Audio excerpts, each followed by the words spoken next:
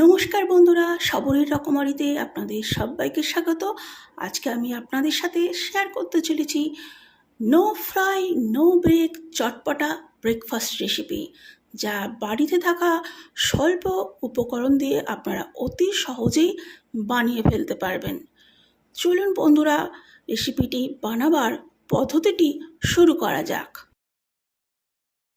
আজকে রেসিপিটা বানানোর জন্য আমি এখানে একটা বড় সাইজে আলু নিয়ে নিয়েছি। আলুটার খোসা ছাড়িয়ে এভাবে ডুমো করে কেটে নিয়েছি আর খুব ভালোভাবে ধুয়ে এর মধ্যে থাকা স্টার্চগুলোকে পরিষ্কার করে দিয়েছি। এটাকে বয়েল করে নেব। তার জন্য গ্যাসের মধ্যে একটা পাত্রে জল গরম করতে দিয়েছি। কেটে রাখা আলুর টুকরোগুলো গরম জলের মধ্যে অ্যাড করে দিচ্ছি। কভার দিয়ে আমি ভালো করে সিদ্ধ করে নেব। প্রায় 10 মিনিট হয়ে যাওয়ার পর আমি কভার খুলে একবার চেক করে নিচ্ছি যে আলুগুলো সিদ্ধ হয়েছে কিনা। দেখুন জলটা অনেকটা শুকিয়ে এসেছে। চামচ দিয়ে আমি চেক করে নিচ্ছি। আলুগুলো দেখুন কত সুন্দর সিদ্ধ হয়ে গেছে, প্রত্যেকটা আলু চামচের চাপে ভেঙে যাচ্ছে। তো এই অবস্থায় আর জলটা ঝরিয়ে নিয়ে আলুগুলোকে ঠান্ডা করে নিয়ে একটা পাত্রের মধ্যে আমি রেখে দিয়েছি। আর এটাকে স্ম্যাশ করে নিতে হবে। একটা বাটি বা কোনো গ্লাসের পিছন দিয়ে এইভাবে চাপ দিয়ে দিয়ে স্ম্যাশ করে নিতে পারেন। অবশ্য আপনাদের কাছে যদি স্ম্যাশার থাকে তাও ব্যবহার করতে পারেন। আমি এখানে বাটি দিয়ে আলুটাকে স্ম্যাশ করে নিয়েছি। তো এইভাবে মিহি করে স্ম্যাশ করে নিতে হবে যাতে আলুর মধ্যে কোনো পুটলি না থেকে যায়। এর মধ্যে আমি দিয়ে দিলাম 1 বাটির মতো ময়দা আর সামান্য নুন, আর দিয়ে দিচ্ছি 1 চামচ সাদা তেল। সমস্ত উপকরণগুলো ভালো করে হাতের সাহায্যে মিশিয়ে একটা ডোয়ের আকারে গড়ে নিতে হবে। অবশ্য আপনারা ময়দার বদলে কর্নফ্লাওয়ারও ইউজ করতে পারেন। তো সমস্ত উপকরণগুলো আমি ভালোভাবে মেখে একটা ডোয়ের আকারে গড়ে নিচ্ছি। তবে এর মধ্যে যাতে জল না থাকে সেদিকে দেখতে হবে। আর আলু বেশি পাতলা হয়ে গেলে কিন্তু বলটা ভালোভাবে গড়া যাবে না বা মাখা যাবে না। তো যদি এরকম পাতলা বলে মনে হয় তো আর একটু ময়দা মিশিয়ে নিতে পারেন। তার ডোটা থেকে আমি ছোট ছোট লেচির আকারে এভাবে গড়ে নিয়েছি।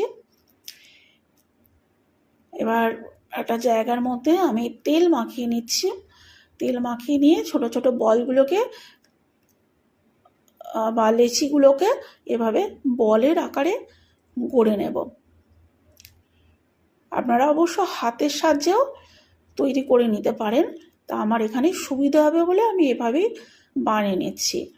তো প্রত্যেকটা বল হাতের চাপ দিয়ে এইভাবে চ্যাপটা চ্যাপটা করে গড়ে নিতে হবে। হাতের সাহায্যে প্রেস করে এইভাবে আমি গড়ে নিয়েছি সমস্ত বলগুলোকে। এবার আপনাদের কাছে যদি কোনো শিশি থাকে বা ছিপির মুখ থাকে তো সেটা, বা কোনো প্লাস্টিকের বোতল থাকে তা সেটা ইউজ করতে পারেন। তো ঠিক বলগুলোর মাঝখানে এইভাবে প্রেস করে একটা দাগ দিয়ে নিতে হবে, ঠিক যেমন উল্টানো বোঁটা ছাড়ানো মাশরুমের মতো দেখতে লাগছে। তো বন্ধুরা, আজকের রেসিপিটি যদি আপনাদের ভালো লেগে থাকে তাহলে অবশ্যই একটা লাইক দেবেন, কমেন্ট করে আপনাদের মতামত জানাতে ভুলবেন না। আর নতুন দর্শক বন্ধুদের কাছে অনুরোধ রইল আমার চ্যানেলটিকে সাবস্ক্রাইব করে দেওয়ার জন্য। এবার একটা পাত্রের মধ্যে জল গরম করতে দিয়েছি আমি, তার মধ্যে একে একে গড়ে রাখা আলুর স্ন্যাক্সগুলো দিয়ে আমি একটু সামান্য ক্ষণের জন্য বয়েল করে নেব। তবে খুব বেশি সিদ্ধ যাতে না হয়ে যায়, তাহলে ভেঙে যাওয়ার সম্ভাবনা আছে। তারপর সিদ্ধ হয়ে যাওয়ার পর আমি জল ঝরিয়ে ঠান্ডা হতে দিয়েছি। একটা বাটিতে 1 চামচ চিলি ফ্লেক্স দিয়ে নিয়েছি, আর একটা হাতার মুখে আমি 2 চামচ সর্ষের তেল গরম করে নিলাম। সর্ষের তেল গরম করে চিলি ফ্লেক্সের মধ্যে দিয়ে দিয়েছি।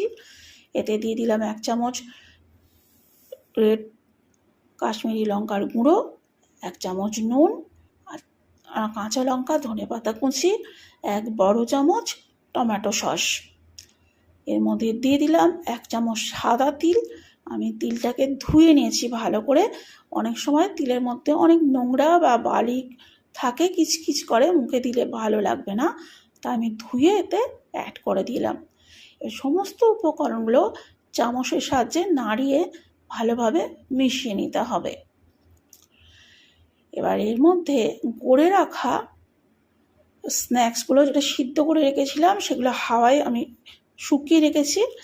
আমার হাতে যেহেতু বেশি সময় নেই, আমি 15 মিনিটের মতো পাকার হাওয়ায় ঠান্ডা করতে দিয়েছিলাম। আপনারা যদি একটু আধ ঘন্টার মতো ফ্রিজে রেখে দেন, তাহলে খুব ভালোভাবে স্ন্যাক্সগুলো সেট হয়ে যাবে, তাতে ভেঙে যাওয়ার সম্ভাবনাটা কম থাকবে যখন মিক্সচারের মধ্যে দেওয়া হবে।